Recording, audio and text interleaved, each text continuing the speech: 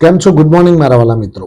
આજે તારીખ થઈ ગઈ છે 27/4/2026 અને વાર થયો મિત્રો આજે સોમવારનો દિવસ. વીકલી ટ્રેડિંગ સેશનનો ફર્સ્ટ ડે.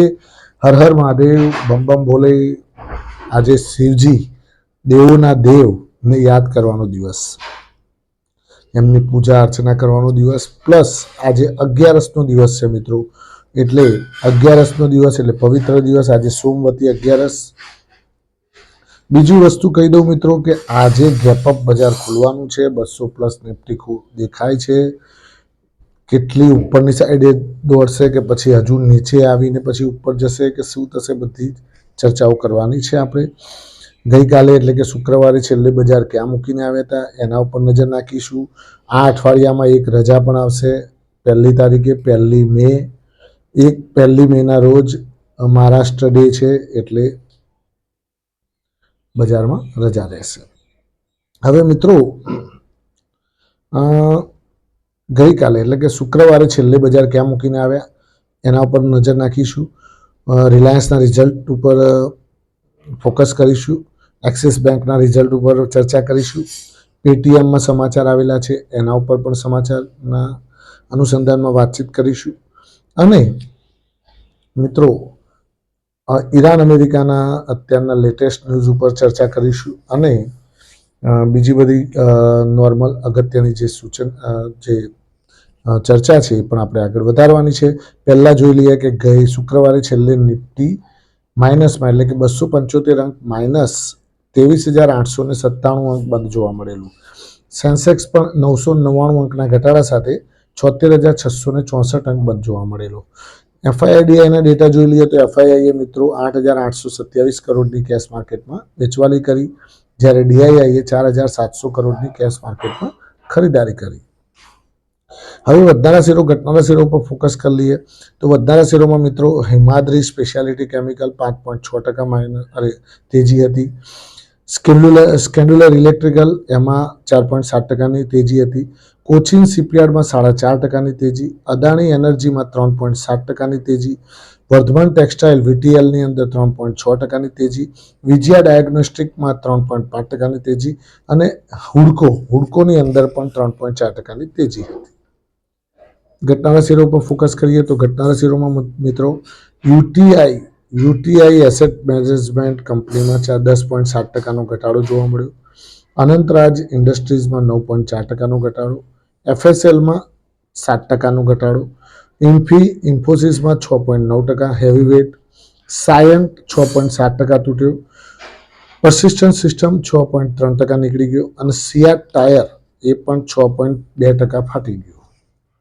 હવે મિત્રો આ બધી વાત થઈ ગઈ શુક્રવારના બજારની. હવે આજે મિત્રો ગેપઅપ બજાર ખુલે એવું લાગે છે, લગભગ 200 અંક ઉપર. ઈરાનની જોડે ફરીથી વાતચીત માટેની તૈયારીઓ. ટ્રમ્પે કહ્યું છે કે ભાઈ ઈરાનને વાતચીત કરવી હોય તો મને કોલ કરે, અમે રેડી છીએ વાતચીત કરવા માટે. અને હોર્મુઝને લગતી થોડી અગત્યની અને થોડા લિબરલી વાતચીત કરવાની ચર્ચા માટે ટ્રમ્પ પણ તૈયાર જોવા મળી રહ્યા છે. હવે એના અનુસંધાનમાં આજે અત્યારે બજારમાં નિક્કી જુઓ, કોસ્પી જુઓ, પછી બીજા પણ એશિયાના માર્કેટો જેમ કે તાઇવાનનું બજાર લગભગ 40,000 અડી ગયું. તો અત્યારે તેજીના માળખામાં ચાલી રહ્યા છે. બીજી વાત કરું તો મિત્રો આજે રિલાયન્સ ઇન્ડસ્ટ્રીઝના રિઝલ્ટની શેર ઉપર અસર જોવા મળશે. પોઝિટિવ અસર થાય તો દોડશે ઉપરની સાઈડે. અને એમાં બે મિક્સ રિઝલ્ટ કહી શકાય મિત્રો. રેવન્યુમાં જમ્પ જોવા મળ્યો છે, પ્રોફિટમાં જમ્પ, પણ માર્જિન ડિક્લાઇન થતા જોવા મળે છે. માર્જિનમાં ઘટાડો આવ્યો હોય એવું દેખાઈ રહ્યું છે, ખરું ને? એટલે એની અંદર એના શેરની અંદર આજે હલચલ જોવા મળી શકે છે. હવે વાત કરીએ એક્સિસ બેંકનું રિઝલ્ટ. એક્સિસ બેંકમાં મિત્રો રિઝલ્ટ સારું કહી શકાય. એની એનપીએ જીએનપીએમાં ડાઉનવર્ડ ડાયરેક્શનમાં જોવા મળી રહ્યા છે. અને કોઈ પણ બેંક માટે મિત્રો એનપીએ જેટલો ઘટે એટલી બેંક મજબૂત. યાદ રાખવાનું, જે પણ બેંકનો એનપીએ જેટલો ઓછો એટલી બેંક મજબૂત અને પ્રોફિટ વધારે કરતી બેંક કહી શકાય, ખરું ને? કેમ કે એનપીએ એનો માલ બધો ખાઈ જાય એનપીએ નો પૂરો મતલબ શું કે નોન પરફોર્મિંગ એસેટ. હવે એનપીએમાં હું એક ઉદાહરણ તરીકે તમને સમજાવું તો દાખલા તરીકે તમે કોઈ મકાન ઉપર લોન લીધી હોય બેંકમાંથી, એક્સિસ બેંકમાંથી, સમજો આપણે ઉદાહરણ તરીકે લઈએ, એક્સિસ બેંકમાંથી તમે કોઈ લોન લીધી હોય મકાન ઉપર 50 લાખની કે એવી, અને તમે ભરો જ નહીં, 1-2 હપ્તા ભરો પછી ભરો જ નહીં, અને એ બેંક એને સીલ કરી દે મકાનને, અને પણ એના પૈસા તો બ્લોક થઈ ગયા ને, એક્સિસ બેંકના પૈસા ત્યાં બ્લોક થઈ ગયા, એટલે નોન પરફોર્મિંગ એસેટ્સમાં એને કાઉન્ટ કરવામાં આવે. પછી જ્યારે એની પ્રોસેસ હોય છે બધી, દાખલા તરીકે એને પછી હરાજીમાં લાવવું, હરાજીમાં લાવ્યા પછી એને વેચાણ કરવું, ખરું ને, એ બધી પ્રોસેસ ઓફિશિયલી એ લોકોને પાછું કોર્ટમાંથી ઓર્ડર લેવો પડે, અને પછી એ પ્રોસેસ આગળ ધપાવવી પડતી હોય છે. એટલે એમાં ત્યાં સુધી એમને એનપીએમાં એ ગણાતું હોય છે. બીજી વસ્તુ મિત્રો કે આ એક્સિસ બેંકની વાત થઈ ગઈ. હવે પેટીએમમાં પણ એક સમાચાર આવ્યા છે મિત્રો. પેટીએમની અંદર એનું બેન્કિંગ જે લાયસન્સ હોય એ આરબીઆઈએ રદ કર્યું છે. એટલે એની અંદર પણ આજે હલચલ જોવા મળશે. નેગેટિવ સાઈડ એમાં હલચલ આવી શકે છે, કારણ કે પેટીએમનું જે બેન્કિંગ લાયસન્સ છે એ રદ કરવામાં આવ્યું છે. આરબીઆઈએ તાત્કાલિક ધોરણે એને ઇફેક્ટિવ કરવામાં આવી રહ્યું છે. કંઈક ધારાધોરણોનું ઉલ્લંઘન કરેલું હોય તો એ તરત જ બેન્કિંગ લાયસન્સ રદ કરી શકે છે. આરબીઆઈ પાસે પૂરેપૂરી ઓથોરિટી છે, ખરું ને મિત્રો. આ વાત થઈ ગઈ આપણા 3 સ્ટોક્સ, જે 3 કંપનીઓ વિશે. હવે મિત્રો બ્રેન્ટ ક્રૂડ અત્યારે હાલ તમે જુઓ $100 ઉપર ચાલી રહ્યું છે.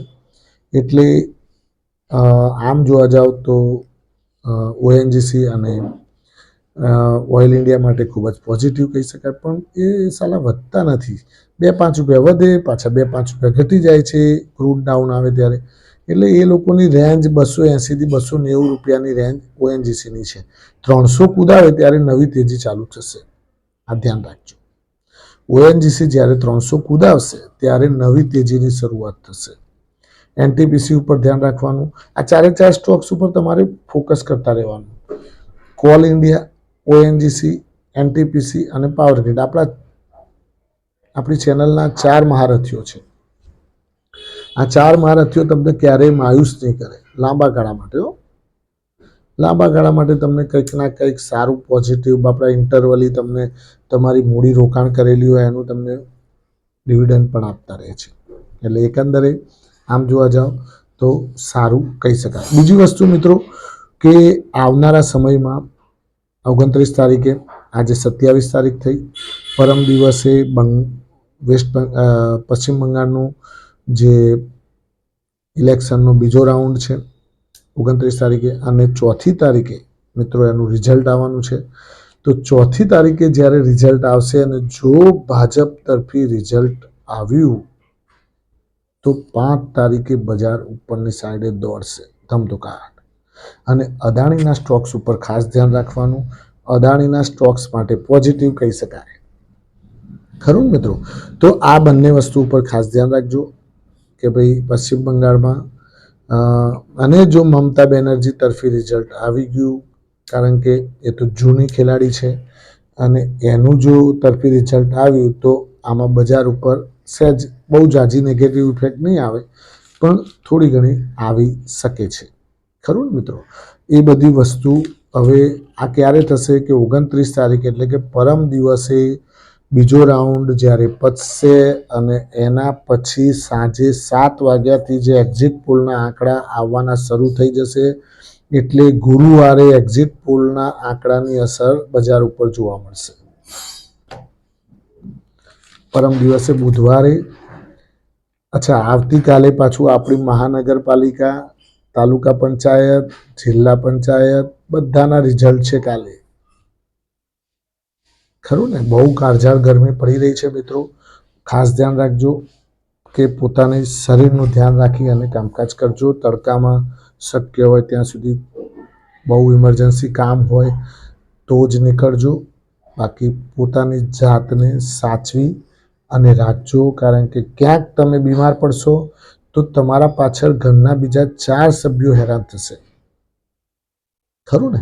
એટલે એ ધ્યાન રાખી અને પોતાની જાતે જ કેર કરવી, સાચવવું.